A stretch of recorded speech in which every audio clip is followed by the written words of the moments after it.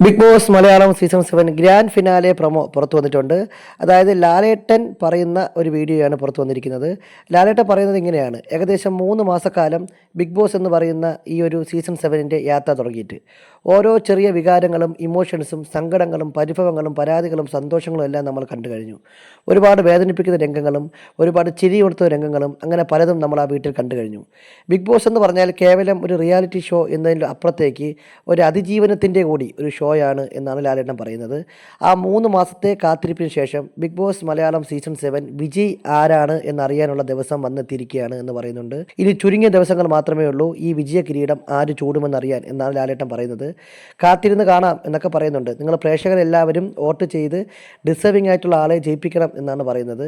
ഒരു കാത്തിരിപ്പിനൊരു സുഖമുണ്ടെന്നും ഈ 3 മാസക്കാലം അവിടെയുള്ള ആളുകൾ പരസ്പരം അങ്ങോട്ടും ഇങ്ങോട്ടും പോരടിച്ചതും ഗെയിം കളിച്ചതുമെല്ലാം ഈ ഒരു ദിവസത്തിന് വേണ്ടിയാണെന്നും അത് ആരാണെന്ന് തീരുമാനിക്കാനുള്ള അവകാശം നിങ്ങൾക്കാണ്, അതായത് ഞങ്ങൾ പ്രേക്ഷകർക്കാണെന്നും ലാലേട്ടൻ ഓർമ്മിപ്പിക്കുന്നുണ്ട്.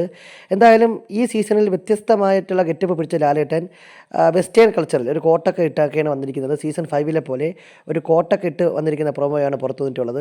എന്തായാലും നല്ല സ്റ്റൈലിനൊരു പ്രൊമോ ആയിരുന്നു. ആ പ്രൊമോ അനുസരിച്ച് ഈ വരുന്ന ഞായറാഴ്ച നമ്മുടെ ഗ്രാൻഡ് ഫിനാലെ എപ്പിസോഡ് ലൈവായിട്ട് ടെലികാസ്റ്റ് ചെയ്യും. 6 മണിക്ക് സംപ്രേഷണം ആരംഭിക്കുമെന്നൊക്കെയാണ് പറയുന്നത്. കാത്തിരുന്ന് കാണാം ഈ സീസൺ ആര് വിജയിക്കുമെന്ന്.